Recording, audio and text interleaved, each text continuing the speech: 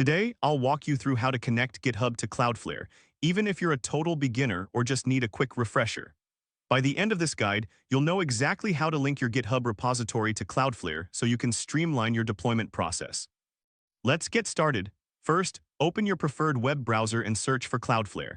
You can do this by typing Cloudflare into the search bar and hitting enter. This step is crucial as it will lead you to the Cloudflare website where we will manage our settings.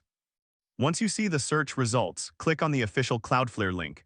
This will take you directly to the Cloudflare homepage where you can find all the tools you need. Next, locate and click on the Login button at the top right corner of the page. If you don't have an account yet, don't worry, you can easily create one by following the prompts. After logging in, navigate to the Compute section on your dashboard. This area is where you can manage your serverless applications and other compute resources. Now click on Workers and Pages. This is where you can create and manage your applications, including the integration with GitHub. Next, you will see an option to Create Application. Click on that.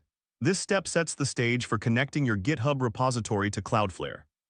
Once you're in the Application Creation section, look for the Connect GitHub button and click on it. This action will initiate the process of linking your GitHub account with Cloudflare. Now you will be redirected to GitHub. Here, click on Install and Authorize.